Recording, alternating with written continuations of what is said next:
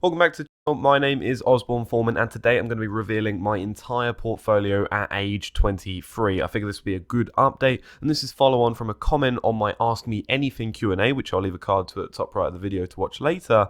And basically I was asked by a guy called Ross, can you do a portfolio update and deep dive on your thoughts on each individual stock? Now I'm going to do as deep of a dive as I think is necessary. I'm not going to go all into the fundamentals of each company because I think each of those would require their own videos, especially the likes of Mastercard and Google, some of my more recent purchases that I think would have or would require more depth, as they've not really been mentioned that much on the channel before. But anyway, if you like this video, don't forget to drop one of these. If you think it has dropped more value than usual, then definitely putting a thumbs up means that new viewers can go, oh, hang on, this might be a good video. I'll click on it as YouTube recommends it more. So, starting with, we're going to look at my free trade ISA, which is the one I show on the channel. I then also have two other investment portfolios that I don't typically reveal on the channel, and I also have an employee share scheme that I have actually excluded from this, for one being that I'm going to keep my actual workplace professional, so I'm not going to actually mention where I work for other than it's a FTSE 250 company. And that regard, basically what you should know about that employee share scheme is that roughly the balance is somewhere in between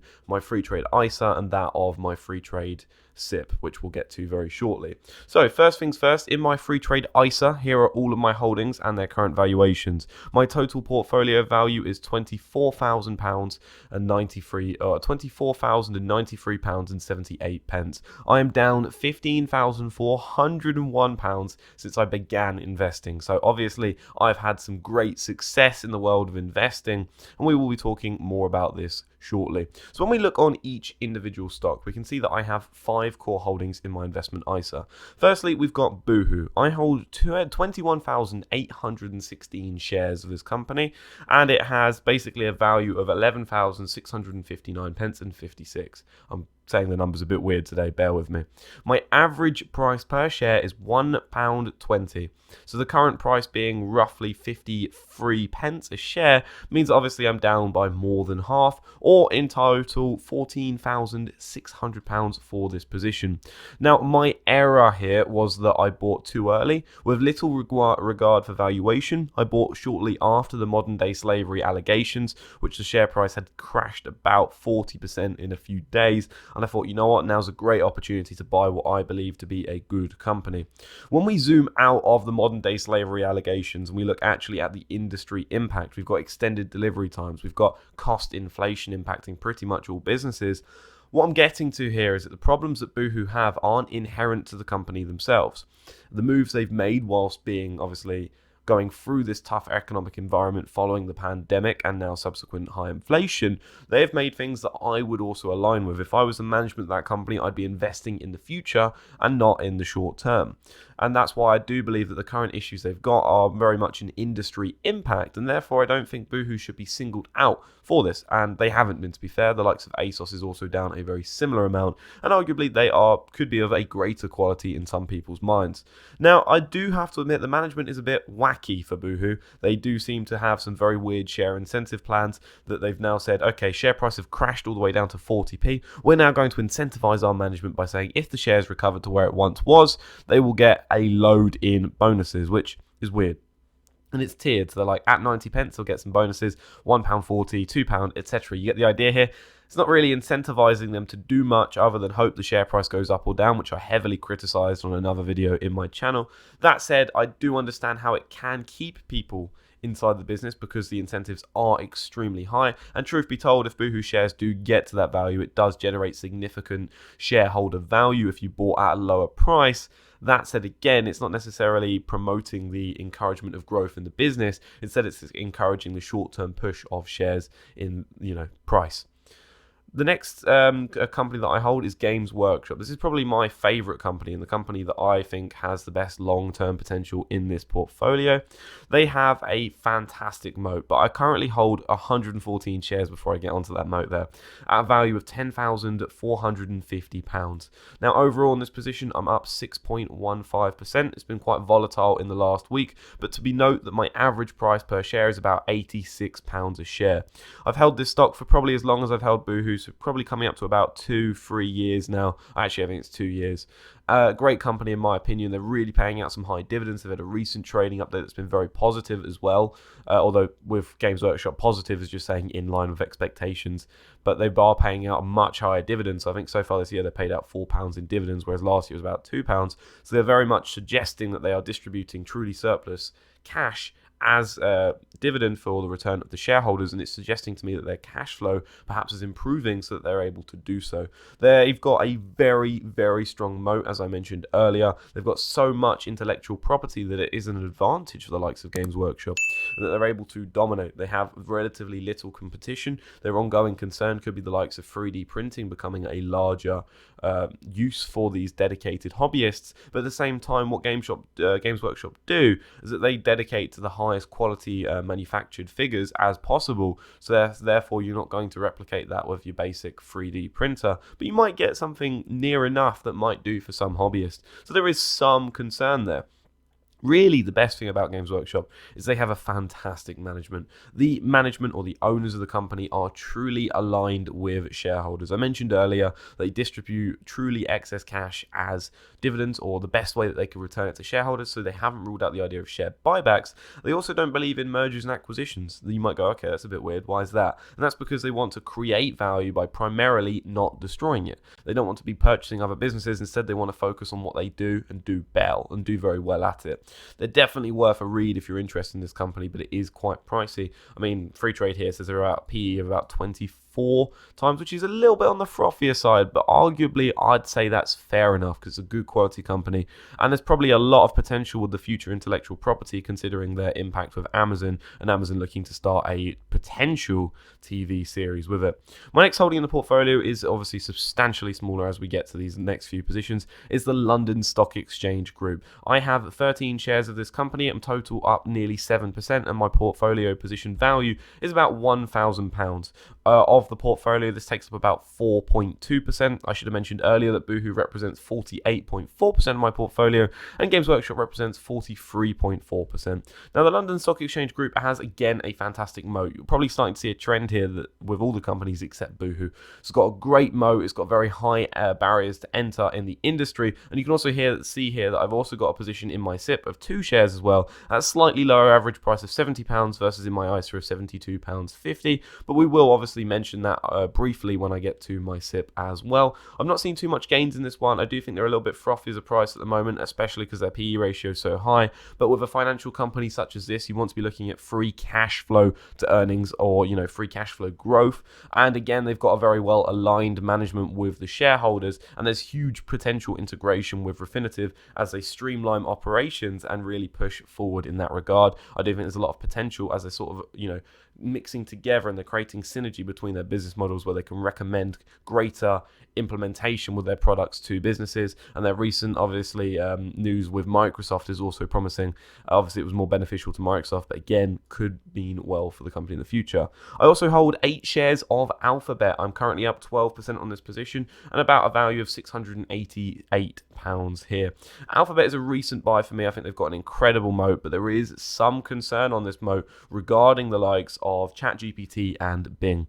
I don't think Bing's really going to eat too much into Google's market share, but I think the concern with Google's market share is that when we're talking primarily on their search engine being Google, the concern is that competition can change this. And with the recent hype around ChatGPT, I found myself utilizing that in almost a different way. Now, I'm not sure how they could entirely monetize something like ChatGPT other than their integration with Bing, that it assists users in searching, but it's certainly going to be a tool that's going to impact Google's product. It's going to be perhaps less user interactive. I've got the wrong terminology there, and what I'm trying to say is that Google has to focus on the UI, the user experience, and subsequently how it's presented, right? So as long as the user experience is good, they're able to find the information they need, that's fantastic. But this AI implementation in the likes of Bing, and we've obviously got Bard for Google, but they probably went a little bit too quick on that. The AI integration is probably going to make that better, and that's really what you want when you're searching for something. So if the AI can really crack onto that, and they can really analyze this data with Microsoft, then perhaps the user experience will be better. with the likes of Microsoft, and people might move away, especially when Google has such a large moat in that area as well. They've also got a high spend on their other bets and a very, very large employee count, which I think is a bit of a concern because really they could control costs a lot better. And if their primary business model is search, how many people do you really need to maintain that, especially when your employee count is growing faster than your free cash flow growth in the last 5 years.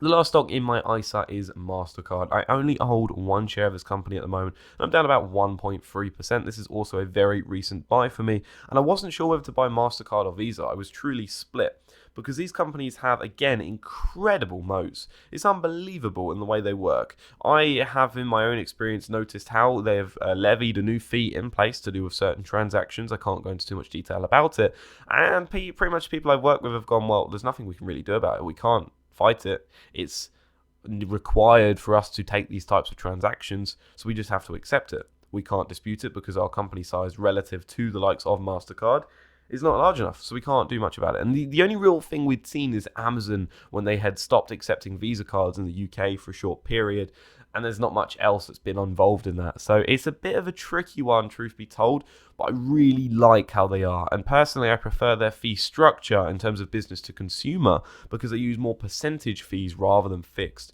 which is more advantageous for your businesses like Boohoo that are volumes-based businesses because, for instance, Visa would be eating into a lot more if they've got a lower average basket volume, for instance, as a retailer. And I've also got an average share price of Mastercard, about £290. I wish this would say it in dollars because it'd probably be a bit more interesting for you. But that's where I stand. I'm down about £3. That sums up my ISA investment portfolio. I've got a cash position of £28.71, or just, oh wait, sorry, that's a lie. I've got a cash position of £4.22, which is not even worth noting. Now, in my free trade SIPP, we can have a look here. I actually hold another 5 positions. In this one, I primarily hold here the likes of the S&P 500, and I'm up about £150 since I began investing. It's doing quite well. My free trade SIPP represents about 11.2% of my overall investment portfolio. This is a more diversified portfolio, well, somewhat, in the regards that a majority of this is invested in the S&P 500 Invesco UCITS ETF. I chose this because it had the lowest fees with the greatest exposure to the S&P 500, and therefore I think it'd be a good long-term investment to buy. The idea or the motivation behind these in terms of my pensions, for instance, is that I want to be completely hands-off. I don't want to look at the pensions that often. I wanted to set and forget. Whereas my ISA might require a little bit of micromanagement, reading up on annual financial reports. In my pensions, truth be told, I don't really want to be doing that. I want to be out of sight, out of mind, but knowing it can be doing quite well. So by investing in the S&P 500, it's the largest 500 companies in the United States. It's got the lowest fees. It's about 0.05% as far as I remember. That's a fantastic amount of fees. You're not really going to complain with that. And there's not much else to really add to it. It's just a bit of diversification. And as my pensions become larger as a relative portion to my investment ISA, then it'd be a great, well-needed exposure to areas I might be missing. But you might argue right now, well, what about like the FTSE All-World, the all-world stock market global funds, right? Well, truth be told, I think the S&P 500 covers that same base without exposure to the other markets. And at least then I can focus singly on like the UK markets and other places. And the S&P 500 has 500 businesses with globally diversified revenue. And arguably they are some of the highest quality businesses in the world. So I have no complaints there. We've also got a few other holdings here. We've got the Dunelm Group, which I've got 64 shares of. My current position value of about £726. This, for me, is 22.7% of my free trade SIPP, so probably my largest individual stock here in my free trade SIPP. At the time I bought this because it was a great retailer, it was doing quite well. I've always heard positive things about it, and truth be told, it had a good valuation at the time, so I didn't really think too much else into it. Good dividend payment, but then they started to use a lot of their cash position, and I think they gave it out as a very, very chunky dividend, which then put them into a position of net debt. So it's not one that I'm truly too excited about, but it is a good quality company, and the story of how they first started was always good as well. We've also got the likes of Kingfisher, which I hold 126 shares at a value of £322.94. I'm up about 2% for this position. position. We're looking at basically a very small position here that I bought for very similar reasons to that of Dunelm. I thought these are two big businesses in the UK that are doing quite well in terms of what businesses they own, and I think there's a lot of potential with this business if they decide to streamline. So if they went, okay, you know what, we could sell off some of our German retailers, I think it's Germany with Kingfisher, we could probably make a much larger profitability and focus on the UK. So it's more of a value orientated play here, because you can see that in the PE ratio of about 11.2 times here. So yeah, again, not too much on this. This is one I kind of bought, set and forget, like I have done for the rest of this. I've also got the London Stock Exchange Group, as I mentioned earlier in the SIPP, which I hold 2 shares, so I'm not obviously going to get into that. And I've also got Sylvania Platinum, a commodities play based on obviously platinum group metals mining.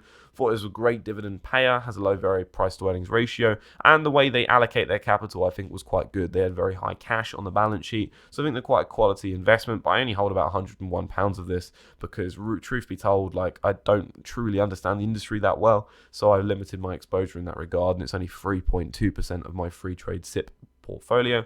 And then the cash position for the SIPP is about £28.71, which is about 1% of the overall value of the portfolio.